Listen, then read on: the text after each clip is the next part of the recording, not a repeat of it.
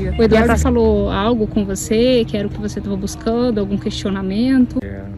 Perguntou se eu tinha uma dor, falei que tinha dor, era no joelho. E aí ele foi dizendo que já estava sendo preparado, né? E que a gente passou a não sentir mais a dor, cheguei com a dor e não estou sentindo.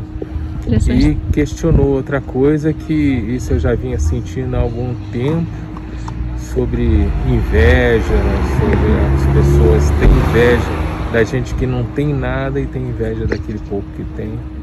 Então, onde ele alertou, onde ele não, né? Os espíritos estão com ele, né? Sim. Os guias, os mentores dele. Em relação à terceira pergunta, né? Quais os benefícios com a prática do Evangelho no lar?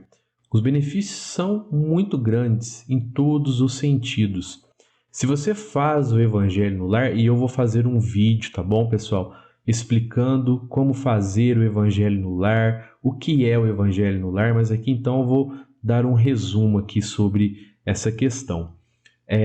O Evangelho no lar, você vai escolher um dia da semana e um horário. Então, o que acontece? Você vai escolher um dia da semana e um horário. Toda semana você vai fazer o Evangelho no lar naquele dia e naquele horário. Por que isso é muito importante? Porque durante o Evangelho no lar, os mentores vão até aí na sua casa. Então, se você escolheu um dia e uma hora da semana, esses mentores vão ter esse compromisso de que naquele dia e naquela hora eles têm que estar aí na sua casa para auxiliar no Evangelho no lar. O que eles fazem? Quando eles chegam na sua casa, eles retiram todos os obsessores daí de dentro, colocam eles para fora da sua casa. E por que o Evangelho no lar, você vai escolher ali uma passagem do Evangelho segundo o Espiritismo e você vai ler em voz alta e depois você vai comentar em voz alta?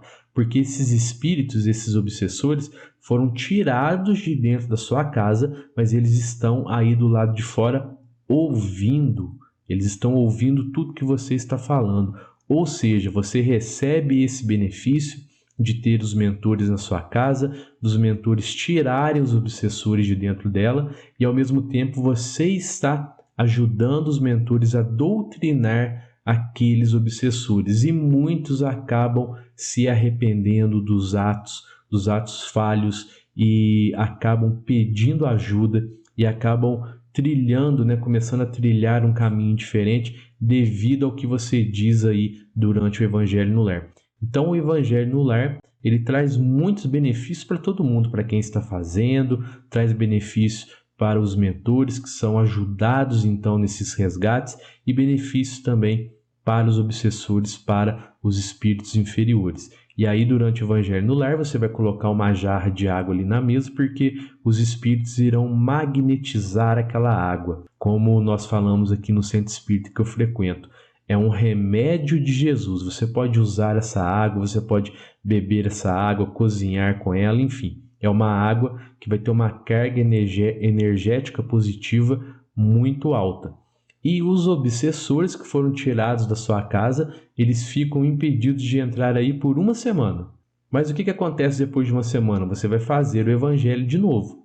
Então, se eles por acaso entraram aí durante a semana, acontece, viu, pessoal? Porque se você fizer o Evangelho no lar, e aí os mentores vão tirar esses obsessores, acabou o Evangelho, ou durante a semana, seus pensamentos são ruins, suas atitudes são ruins, suas palavras são ruins, você abriu a porta, os obsessores vão retornar. Mas aí naquela outra semana, então, eles serão retirados novamente. Se você conseguir mudar o seu padrão de pensamentos, palavras e atitudes, buscar a sua reforma íntima, provavelmente sim, a sua casa vai ficar livre dos obsessores durante uma semana. Na outra semana, os mentores voltam e vão fazer o mesmo trabalho. E tem mais uma pergunta aqui, viu, pessoal? São 4, eu acho que eu falei que eram 3, né? Mas são 4. O amigo Fabrício e a esposa dele, então, mandaram essas 4 perguntas, ó. A última é o seguinte: seu desenvolvimento de mediunidade depende de nós ou é uma situação já programada antes de reencarnarmos? Que pergunta bacana, né? Na verdade, eu não lembro se foi no canal Espírita Responde 1 ou 2, eu já respondi uma pergunta bem semelhante. A mediunidade, quem a tem por missão, né? Algumas pessoas reencarnam então com a missão de trabalhar na mediunidade, e até os 7 anos de idade todas as pessoas têm essa mediunidade muito operante, muito latente, independente de ter por missão ou não. A maioria das pessoas não tem, então mais ou menos aos 7 anos essa mediunidade adormece. Agora, tem algumas pessoas então que reencarnam com essa missão de trabalharem na mediunidade, de serem aparelhos da caridade. Então, mesmo após os 7 anos, essa mediunidade continua operante. Mas há aquelas pessoas, né, meu caso, por exemplo, que reencarnam com a missão de trabalhar na mediunidade e que são chamadas em algum período da sua vida, da sua reencarnação, em algum momento da sua reencarnação, para realizar o trabalho de desenvolvimento. Então, só pode desenvolver a mediunidade quem a tem por missão. E como eu falei lá no outro vídeo do canal Espírita Responde, eu não lembro se foi 1 ou 2. Infelizmente, muitos centros espíritas dizem que todo mundo pode desenvolver a mediunidade porque Kardec disse que todo mundo é médium. Nós precisamos entender essa questão. Kardec disse que todo mundo é médium porque todas as pessoas, todas sem exceção, recebem influência do plano espiritual. Se você não vigia seus pensamentos, você vai ter os obsessores ao seu redor e você vai receber então a influência deles. Se você vigia os seus pensamentos, você vai ter então os mentores ao seu lado e você também recebe a influência deles. Então todas as pessoas são médiums porque todas as pessoas recebem influência do plano espiritual. Então por isso alguns centros espíritas, talvez por não compreenderem isso, talvez por querer agradar todo mundo que está lá, alguns querem sempre a casa cheia, então eles dizem que todo mundo pode desenvolver a mediunidade. Gente, isso acaba gerando muita frustração nas pessoas, né? Porque alguém que não tem a missão de desenvolver a mediunidade vai começar um trabalho de desenvolvimento, um estudo, muitas vezes é longo, 2, 3, eu já vi até 5 anos, né? Centros espíritas ministrando então esses cursos de desenvolvimento mediúnico por 5 anos e a pessoa não consegue desenvolver a mediunidade porque ela não tem isso como missão, então isso acaba gerando muita frustração.